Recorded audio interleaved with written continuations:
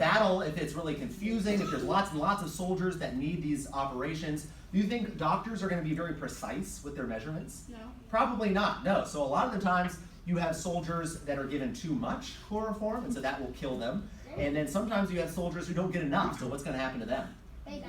They stay awake. They're going to wake up during the operation. So that's why the surgeon would always have 1 or 2 assistants that would hold down the soldier just in case he woke up during the operation. Okay, so we're going to say you have an arm wound. So you've been shot in your arm and we need to amputate. So go ahead and put your arm up here. And don't worry, I'm not going to touch you with any of the knives or anything like that. I'm not going to actually cut you, okay? So first off, she's asleep. I've put her to sleep with the chloroform. And the first thing that we need to use is the tourniquet. So I'm going to place the tourniquet above her arm here, because once I cut through her arm, I'm going to cut through the arteries and tendons and things like that. And if I don't cut off the flow of blood, she might bleed out. So I don't want that to happen. So I use my tourniquet here. I place it on the arm. I tighten it down so it cuts off the flow of blood to her arm. Okay, now my next step is to use the Catlin knife. So this is a very, very sharp knife, and it's going to make a very thin incision, so we're going to cut through the skin. And if she's shot here, I'm going to cut below her skin. And that's because I need to peel up the skin so I can use it later to form her stump. So I need extra skin later. So I cut through the skin, I peel her skin up. Next, I use a scalpel. So this is a smaller little knife, and I'm going to use this to cut through the tendons and muscle and arteries and things like that. So now I've cut through that, but I need to make sure that her bone is nice and smooth. I have a nice smooth surface, so it's easy to cut through.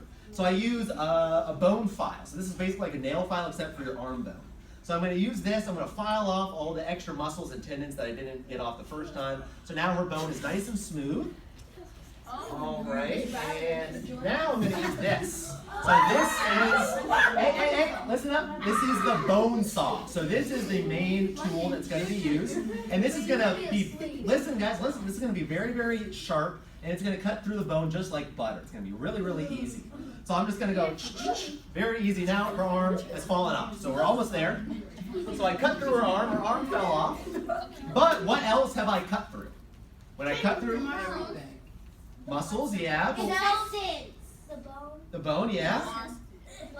The blood circulation, very good. I cut through the arteries and veins and things like that. So that means once I take that tourniquet off, she's going to start bleeding, and that's not good. So what I need to do, I need to go in and I need to tie off the arteries and veins so she doesn't bleed afterwards. But arteries and veins, they're elastic. They're sort of like rubber bands. So when you cut through them, they retract back up inside of the arm. So I have to go find them. So I use this, the tenaculum. So I go up inside of her arm and I fish them out. This is like a fish hook. So I go upside, I find those arteries, I pull them out. So once I pull the arteries out, I now tie them off a little bit piece of cloth. In the Confederacy, because they didn't have a lot of cloth, they sometimes used horsehair actually. So I tie off the arteries. So we're almost done, but when I cut through her bone, it might be really jagged. It might not be a smooth cut, and I need to make sure it's smooth so it doesn't poke through the skin later. So I use my forceps, I snip off any extra bits, and I use my bone file again, I smooth it down, I file it down, so now her stump is nice and smooth.